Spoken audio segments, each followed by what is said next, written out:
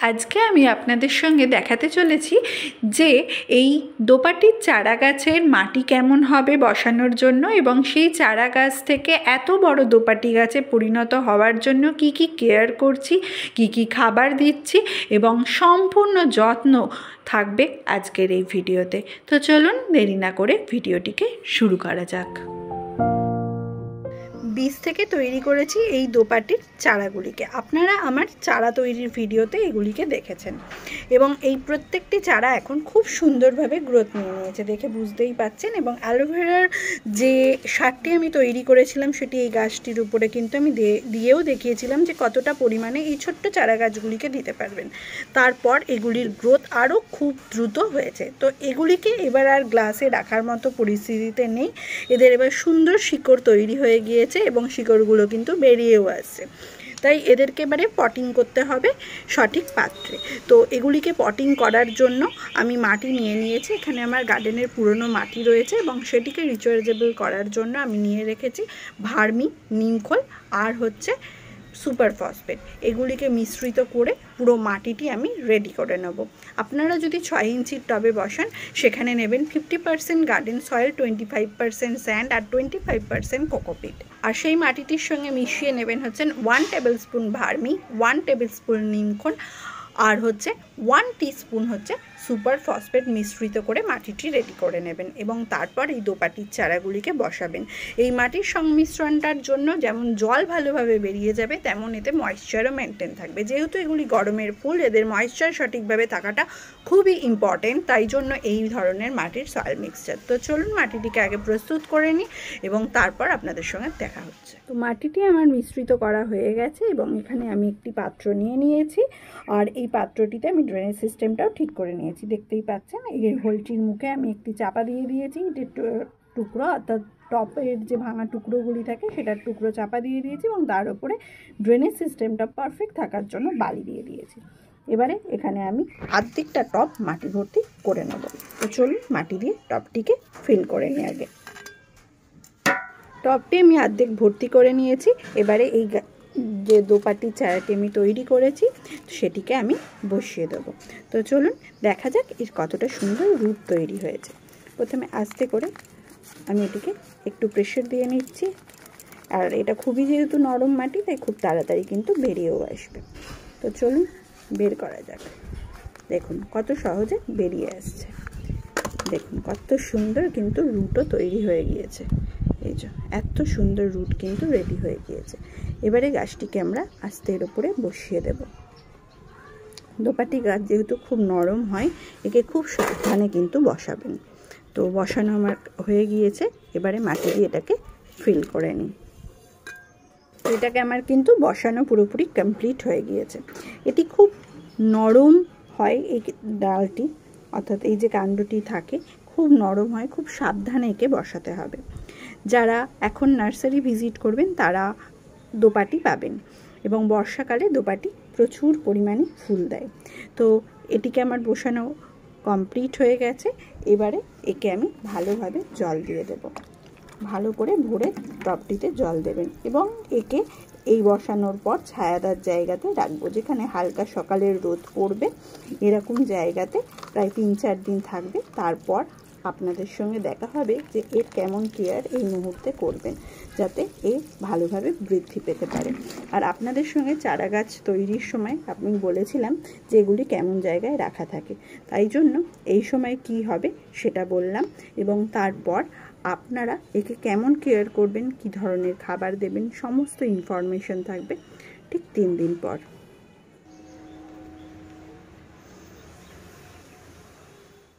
দেখুন কত সুন্দরভাবে মাটিতে কিন্তু এটি সেট হয়ে গেছে এবং খুব সুন্দরভাবে কিন্তু গ্রোথ নিচ্ছে। এটা একটু ব্যাকা ছিল দেখেইছিলেন গ্লাসে, তো এইটি এইভাবে রয়েছে, পরবর্তী বেঁধে দিলে এটি সোজা হয়ে যাবে। যাই হোক এইগুলি কিন্তু খুব সুন্দরভাবে গ্রোথ নিয়ে নিয়েছে। এবারে এদেরকে আমরা কিন্তু ফার্টিলাইজ করা শুরু করব এবং এখন এই মাটিতে সেট হয়ে গেছে তাই একে আর ছায়াযুক্ত জায়গায় রাখবো না, একে এমন জায়গায় রাখবো যাতে সকালে একদম প্রথম সূর্যালোকের থেকে শুরু করে একদম টানা 4-5 ঘন্টা রোদ পাবে এমন জায়গায় একে রাখবো। দুপুরের কড়া রোদ্রে একে আর রাখবো না, সকালের রোদ পড়ে এমন জায়গাতেই একে রাখবো এবং সঠিকভাবে ওয়াটারিং করবো এবং পরবর্তী কি খাবার দিচ্ছি সমস্ত ইনফরমেশন থাকবে কদিন পর। দেখুন দোপাটি গাছগুলো কি সুন্দর গ্রোথ নিয়ে নিয়েছে, এক সপ্তাহের মধ্যে কিন্তু খুব সুন্দরভাবে বেড়ে উঠেছে। তো এইভাবে সুন্দরভাবে বেড়ে উঠেছে এবং একে কেমন জায়গায় রাখবো, এখন থেকে কি ধরনের খাবার দেব সমস্ত কিছু এবার বলবো। এবং তার সঙ্গে সঙ্গে দেখাই যে এর গোড়ায় কিন্তু আগাছাও জন্মাচ্ছে। তাই ফার্স্ট কাজ হলো আমাদের যে কোনো গাছের টবের ক্ষেত্রে এরম আগাছা দেখলে খাবার দেওয়ার আগে অতি অবশ্যই গাছের গোড়াটিকে পরিষ্কার করে নেওয়া। তো চলুন দেরি না করে গাছের গোড়াগুলিকে আগে পরিষ্কার করে নেওয়া যাক। তো কদিনের মধ্যে তো দোপাটি গাছটি বেশ বড় হয়ে গিয়েছে, একে এবার কেমন জায়গায় রাখবো। এ কিন্তু রোদ পছন্দ করে, তাই একে এমন জায়গায় রাখতে হবে সূর্য ওটা থেকে মোটামুটি যাতে 5 ঘন্টা থেকে 6 ঘন্টা অবধি রোদ যাতে পায়, তাহলে এই গাছটির গ্রোথ ভালো থাকবে। এবং এমন জায়গাতেও রাখতে পারি যেখানে প্রথম রোদের প্রায় 4 ঘন্টা রোদ পাচ্ছে, তারপর হালকা ছায়া কিন্তু আলো ভালো রয়েছে, এমন জায়গাতেও একে রাখলে এই গাছ খুব সুন্দরভাবে বেড়ে ওঠে। তো এর জলের রিকোয়ারমেন্ট একে খেয়াল করে জল দিতে হবে। যদি মাটি পুরো শুকিয়ে যায় তখন জল দিন। হ্যাঁ, পুরোপুরি শুকিয়ে যাবে এমনটা নয়, উপরের অংশটা পুরো শুকিয়ে গেছে এমন অবস্থায় একে জল দিয়ে দেবেন, তাহলে এই গাছ খুব সুস্থ থাকবে। এবার আসি এর গ্রোথিং শুরু হয়ে গিয়েছে, একে এবার কেমন খাবার দেবো। এর গ্রোথিং পিরিয়ডে আমি যে খাবারটি দিচ্ছি সেটি অতি অবশ্যই লিকুইড, সেটি হলো সর্ষের খোল পচা জল। তো এই লিকুইড সারটা আমি নিয়েছি 1:10 রেশিওতে।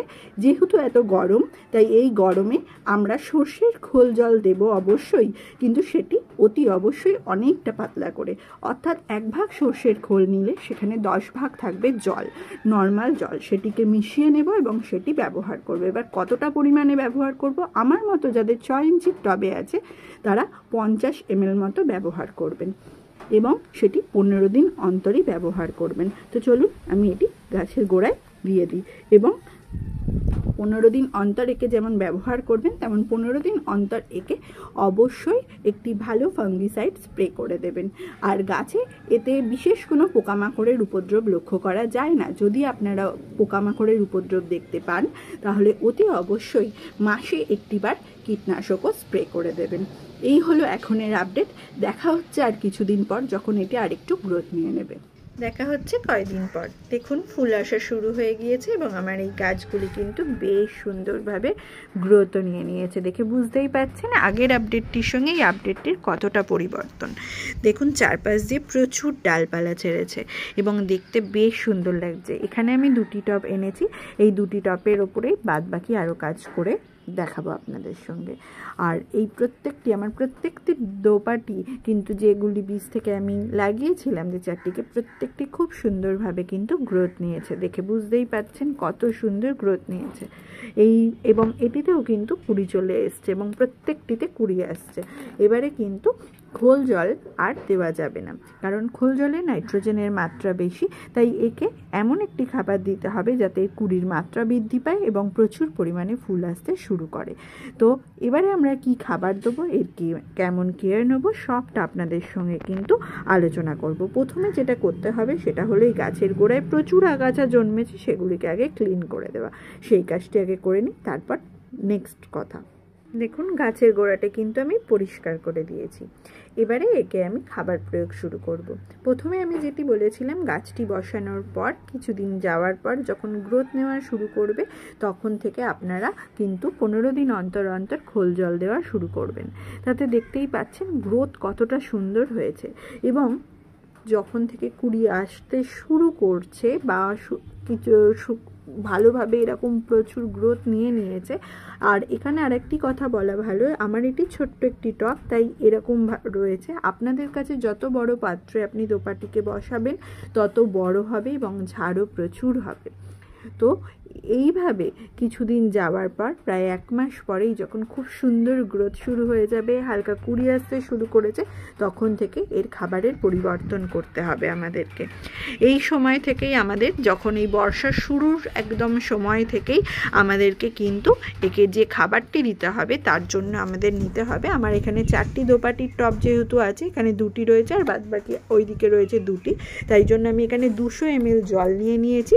এবং এখানে আমি যেটি প্রয়োগ করব সেটি হলো 2 টিস্পুন হচ্ছে লাল পটাশ। 2 টিস্পুন লাল পটাশ আমি এখানে মিশিয়ে দিলাম এবং সুন্দরভাবে এটিকে গুলে নেব। এবং এই যে গাছগুলি রয়েছে এগুলি রয়েছে আমার 4 ইঞ্চির পাত্রে, তাই এই 4 ইঞ্চির টবগুলিতে আমি দেব হচ্ছে 50 ml করে এই জল। তো এটিতে, এই দুটিতে 50 ml করে আমি এই লাল পটাশ জল দিয়ে দেব। এবং গোড়াতে শুধু দেব এমনটা নয়, আমি কিন্তু এই লাল পটাশ জল যেভাবে ব্যবহার করছি, এখানে প্রথমে আমি গোড়াতে 50 ml মতো জল দিয়ে দিলাম, এখানেও 50 ml মতো জল দিয়ে দিলাম, আর বাদ বাকিটা দেবো আরও 2টি দোপাটিতে। এবং তার সঙ্গে পটাশ জলকে ভালো করে স্প্রে করে দিতে পারবেন, সেটি সকালের দিকে করবেন। তাতে কি হবে, এই পটাশ জলটিকে ভালো করে এটি গাছটি শুষে নেবে এবং সেখানে এই জল স্প্রে করলে কুড়ির পরিমাণ বৃদ্ধি পাবে, প্রচুর পরিমাণে ফুল আসবে, গাছগুলি দেখতেও কিন্তু খুব সুন্দর লাগবে। এবং এই দোপাটি বর্ষার শুরু থেকে প্রচুর পরিমাণে ফুল দিতে শুরু করে। তো আমরা যদি গরমের শুরু থেকে এই গাছটির তত্ত্বাবধান শুরু করি, সঠিক সময় প্রচুর পরিমাণে ফুল পাবো। অলরেডি আমার এই গাছগুলির মধ্যে ফুল আসতে শুরু করে দিয়েছে এবং কুড়িও আসছে। আপনাদের সঙ্গে তাই শেয়ার করলাম যে এই সময় আপনি কি কেয়ার করবেন। এবং তার সঙ্গে বলি, আপনি যেদিকে গাছটিকে রাখছেন, সূর্যের আলো যেদিক থেকে গাছটির ওপরে পড়ে, গাছটি সেই দিকেই বাঁক নেয়। দেখুন এর মাথাটা এই দিকে রয়েছে, মানে আমার গাছটি যেদিকে সূর্যের আলো পাচ্ছে তার মাথা সেই দিকে মুভ করছে। তাই এই গাছগুলির টবটিকে মাঝে মাঝে এরকম ঘুরিয়ে দিতে হবে, তাহলে যেদিকে ঘুরিয়ে দেবেন গাছটি কিন্তু সমানভাবে বৃদ্ধি পাবে, এরকম মাথা বাঁক নিয়ে নেবে না। তাই জন্য আপনাদেরকে মাঝে মাঝে টবটিকে একটু স্লাইডভাবে ঘুরিয়ে দিতে হবে। তো এইভাবে এই দোপাটিকে কেয়ার করতে হবে এই টাইমে। এবং একে প্রথমেই বলেছি, একে এমন জায়গায় রাখতে হবে যাতে সকালের থেকে প্রায় 4-5 ঘন্টার রোদ এর গায়ে যাতে পড়তে পারে, তার থেকে অতিরিক্ত কোনো প্রয়োজন নেই। এবং তার সঙ্গে দোপাটিতে প্রচুর পাতার সংখ্যা এবং ব্রাঞ্চের সংখ্যা হওয়ার কারণে এর ময়েশ্চার অল টাইম কিন্তু খেয়াল রাখতে হবে, অর্থাৎ ময়েশ্চার মেনটেন করতে হবে, না হলে কিন্তু গাছের ক্ষতি হয়ে যাবে, গাছ খুব দ্রুত ঝুলে পড়বে। দোপাটি গাছে কিন্তু ময়েশ্চারের পরিমাণ একটু ঘাটতি ঘটলেই কিন্তু গাছের পাতা নুইয়ে পড়ে, তাই এই দিকটা অতি অবশ্যই খেয়াল রাখতে হবে। এইভাবে আপনারা এই টাইমে খেয়াল রাখুন। দেখা হচ্ছে ঠিক 12 দিন পর। দেখুন গাছটিতে ফুল আসতে শুরু করে দিয়েছে এবং প্রত্যেকটি গাছে বেশ পরিমাণে কিন্তু কুড়িও চলে এসছে, প্রত্যেকটি গাছেই কিন্তু সুন্দর কুড়ি চলে এসছে এই সারটি ব্যবহারের পর। এবারে হচ্ছে একদম বর্ষা শুরু হয়ে গিয়েছে, এবার একে আপনারা কেমন কেয়ার নেবেন। বর্ষার সময় একে বাইরে রাখুন এমন জায়গায় যেখানে বর্ষার জল এর গায়ে পড়তে পারে, এই জলের মাধ্যমে নিজেকে আরও সুন্দরভাবে গ্রোথ করবে, তাতে আরও এই গাছটির উপকার হবে। এবং এই বর্ষার সময় অবশ্যই খেয়াল রাখবেন বৃষ্টিতে যাতে এই গাছের গোড়ায় জল না জমে থাকতে পারে, সেইভাবেই মাটির তৈরি আমি সেখানে দেখিয়েছি। এবং এই গাছগুলি কিন্তু বাইরেই ছিল, দেখে বুঝতেই পাচ্ছেন বর্ষায় কিন্তু ভিজে রয়েছে পুরো, এতে কিন্তু কোনোভাবে জল ধরে রাখে না। আর যাদের মাটি ঠিক থাকবে না তারা অতি অবশ্যই জলের দিকটা খেয়াল রাখবেন, যাতে গোড়ায় কোনোভাবে জল যাতে না জমে থাকে, তাহলে কিন্তু এই গাছ নষ্ট হয়ে যায় অতি দ্রুত। তাই জন্য মাটি সঠিক রাখতে হবে। এবং তার সঙ্গে বলে রাখি যে এই বর্ষার সময় যখন বৃষ্টি থেমে যাবে সেই সময় অতি অবশ্যই ফাঙ্গিসাইডের ব্যবহার করবেন গাছগুলিতে, সপ্তাহে একটিবার করার চেষ্টা করবেন, তাতে গাছগুলি খুব সুস্থ থাকবে। আর এই সময় কোনো ধরনের খাবার দেওয়ার প্রয়োজন হয় না, যেহেতু বৃষ্টির জল অনবরত পাচ্ছে, গাছের জন্য এটি একটি উপকারী খাবার। তাই এই সময় আর কোনো ধরনের খাবার প্রয়োগ করার কিন্তু এই গাছে দরকার নেই। তাই এই সময়ে আপনারা বৃষ্টির জলেই এই গাছকে কিন্তু সুন্দরভাবে গড়ে নিতে পারবেন। যারা বীজ থেকে করবেন না তারা নার্সারি থেকে কিনে এনে এই একই যে পদ্ধতিতে দেখিয়েছি সেই পদ্ধতিতে লাগান এবং সেইভাবে খাবার প্রয়োগ করুন এবং সঠিক কেয়ার নিন। দেখবেন আপনাদের কাছেও এই দোপাটি গাছ খুব সুন্দরভাবে বেড়ে উঠছে এবং প্রচুর পরিমাণে ফুল কিন্তু আপনারা এই বর্ষার সময় পেয়ে যাবেন। তো এই ভিডিওটি যদি আপনাদের ভালো লেগে থাকে অবশ্যই একটি লাইক এবং সাবস্ক্রাইব করে দেবেন। দেখা হচ্ছে নেক্সট ভিডিওতে।